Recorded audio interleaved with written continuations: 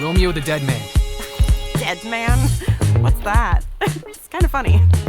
The opening minutes of Suda51's Romeo is a Dead Man do not immediately announce themselves as a surrealist fever dream. In fact, the game starts remarkably grounded. We are dropped into Deadwood, Pennsylvania, a town best described as Bumblefuck, Pennsylvania, where nothing of note ever happens. The protagonist, Deputy Sheriff Romeo Stargazer, sips with his partner, casually explaining how the President of the United States is actually controlled by the Space-Time King. Actually, the current president is controlled by a fifth-generation AI, implanted by the Space-Time King. The Space-Time King? What the hell is that? He has an AI chip in his brain. To an outside observer, Romeo is just geeking out, exhibiting a classic case of Superman syndrome where a person adopts wild delusions of grandeur about how the world truly works. It feels like a standard, grounded, auteur take on Hideo Kojima's style of dialogue. You are fully immersed, ready to take the game seriously as a gritty small-town mystery. And then when the White Devil appears, rips half of Romeo's face off, and the unmistakable Suda51-isms take the wheel. To save his life, Romeo's grandfather violently jams a mechanical life support device into Romeo's eye socket, dying in the process and reviving Romeo as a cybernetic space-time FBI agent. From there, the player is thrust into a reality-shattering multiverse where they must fight zombies Dead Rising style. But beneath the splatterpunk aesthetic and the hyper-violence, Romeo's the Dead Man is fundamentally Suda51's earnest, passionate love letter to the sci-fi genre. Rather than a spoof or a parody, it is a meticulously crafted deconstruction of sci-fi tropes, a continuation of his legendary Kill the Past thematic series, and a brutal subversion of the star-crossed lover's archetype. At the core of the narrative is a brilliant inversion of the classic Save the Damsel trope. Juliet is not a helpless victim waiting at the end of a linear timeline.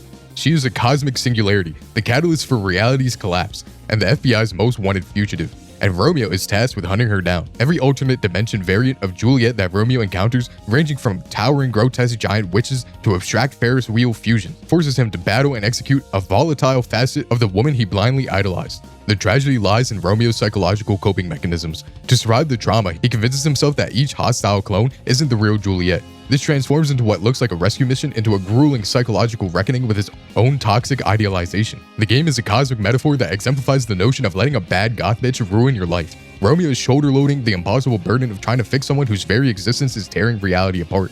This psychological unraveling is baked into the game's structure. The timeline operates as a weaponized recursive loop. Romeo continually wakes up from the exact same nightmare, knocking over a drink on his bedside table before embarking on yet another doomed mission. As he travels the multiverse, he doesn't just find monsters, he finds the literal wreckage of his own past failures. Tripping over the corpses of Highway Romeo or Diner Romeo forces him and the player to realize this hunt might be an inescapable infinite cycle of self-destruction. To convey Romeo's shattered sanity, Grasshopper Manufacture utilizes a radical shifting of visual mediums. Rather than presenting a cohesive universe, the collision of art styles actively isolates different layers of Romeo's trauma. When Romeo is out in the multiverse executing Juliet's variants, reality snaps into Unreal Engine 5. The smooth, hyper-detailed 3D ultra-violent action represents his cold, inescapable present.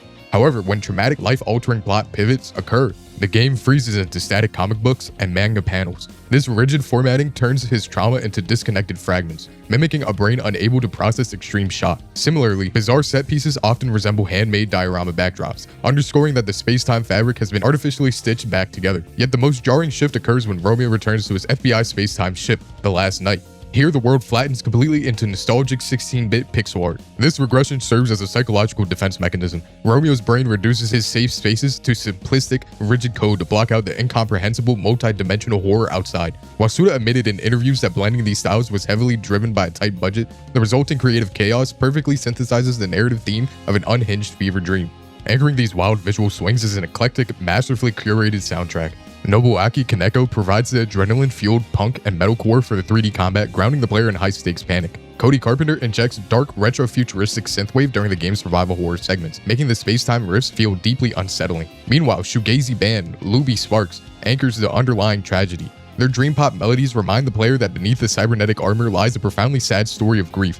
Finally, lo-fi hip-hop and jazz soothe over the pixel art hub, sonically shielding Romeo from the screaming chaos of the outer dimensions. The ship activities aboard The Last Night are where Romeo is a Dead Man truly sets itself apart. By surrounding Romeo with mundane domestic normalcy, esoteric sports talk, and exhausting romantic simulations, the game highlights how detached he has become from his own humanity. In the retro 2D galley, Romeo cooks katsu curry with his mom, a comforting, nostalgic mechanic that exists purely to physically fuel his upcoming dimensional excursions. In the ship's garden, he doesn't grow crops. He plants bastard seeds, harvested from mutilated enemies into dirt plots managed by his Ash Ketchum cosplaying Sister Luna. Cultivating undead monsters has become as normal to him as growing radishes. The absurdity peaks with Nurse Worst Pink's 100-question Japanese dating sim, a high-stakes gauntlet where a single wrong answer triggers a brutal game over and a complete reset. While Romeo fights for his memory and his lost soulmate in the multiverse, his home base forces him into an agonizing, superficial simulation of romance that mocks the very concept of a happy ending. Even his idle chats with Green River are entirely focused on trivial soccer debates, proving that given the choice between processing a broken universe or arguing over football stars, the human mind will choose the distraction every time. Breaking up this bleakness is Benjamin Stargazer, Romeo's dead grandfather, who now exists as an animated, cynical 2D patch embroidered on Romeo's yellow leather bomber jacket. Acting as a sarcastic Doc Brown buffer, Benjamin diffuses the horror, cracking jokes, and breaking the fourth wall to serve as the game's unhinged tutorial guide. He instructs the player to stop overanalyzing the impenetrable timeline logic and accept the absurdity.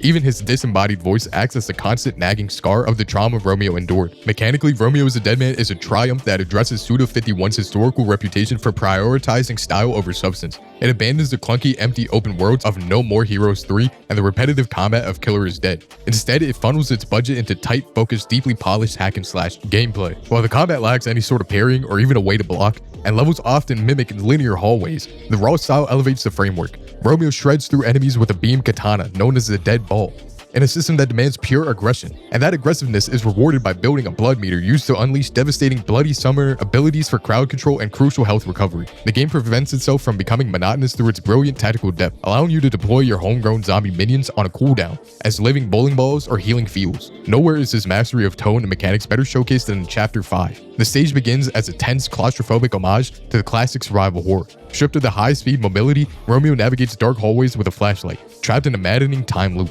But the second the loop is broken, the horror atmosphere evaporates instantly. The stage violently pivots into a neon-soaked, techno-blaring beat-em-up arena, with Grandfather Benjamin loudly mocking the player for even being scared in the first place. It is a brilliant structural trap that perfectly encapsulates the game's polarizing charm. When the multi-universal chaos finally settles, Romeo is a Dead Man delivers a bleak, cynical realization. The entire narrative was a grand, casual loop constructed to force Romeo into accepting his role as a permanent, unfeeling guardian of space-time. The ultimate twist reveals that Jay, the elusive space-time king and FBI director, is actually an older, battle-hardened version of Romeo himself.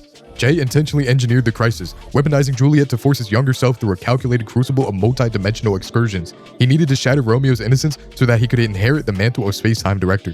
When Juliet finally appears, she strips away any lingering romantic illusions. Juliet reveals that contact with a cosmic entity in subspace filled her with a corrupting desire, transforming her love to Romeo into the atomic weapon that destroyed reality. Romeo breaks the cycle of violence by destroying the singularity, purifying Juliet, and achieving transcendence, with Silver Fox watching over him to prevent a recurrence of the madness. In the end, Romeo is the Dead Man posits that love can be a beautiful but dangerous delusion, and true maturity lies in burying the ghosts of your past, even if it means patrolling the lonely hallways of a broken continuum forever. With a masterful blend of polished mechanics, dissociative art styles, and uncompromising narrative vision, Suda has delivered a game that just oozes passion and uniqueness. It is without question his most cohesive and brilliant work in well over a decade. To destroy this world and create a new one. It's really simple.